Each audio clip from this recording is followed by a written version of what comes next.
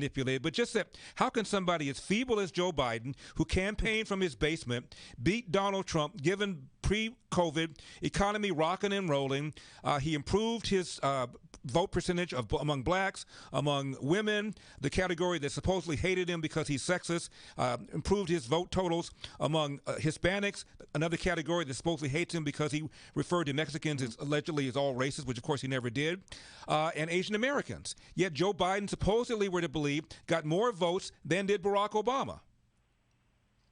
Yeah, this is it, isn't it? We're not to believe our eyes, our ears, or our common sense. And as you touch on, what I do in the article is just deal with numbers, real numbers, hard numbers, publicly available numbers. Every element of the election and the campaign you can imagine, we try to cover. And if you do that, in every single case, in every single category, the official outcome simply doesn't make sense, and it literally doesn't add up. It just defies logic and American presidential political history, election history, to believe, to conclude that Joe Biden somehow won enough votes legally in enough states to actually win this election. Now, Patrick, you mentioned 9, you called them anomalies. Let's go over them one at a time. Census Bureau data is your first one. You say that in 2020, the Census Bureau found 5 million fewer voters than the number of ballots counted. How can that be? Yeah. Well, see, this is really, really important. Of course, therefore, it's received no coverage. Every election, after every election, the U.S. Census Bureau, the U.S. government, does a survey, a very reputable, credible survey, to see how many people voted.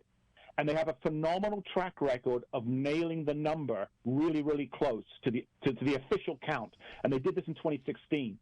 And what's really important to know is that when the Census Bureau is wrong, there's a difference between the Census Bureau and the official number. The Census Bureau always finds that more people voted, or say they voted, than were counted.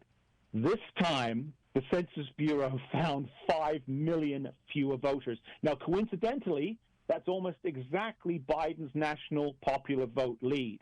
So the U.S. government's own head counters are telling us that the official tally is wrong and it's off by 5 million votes, and yet no one is doing anything about it. Wow. Patrick Basham, please don't go away. My guest is Patrick Basham.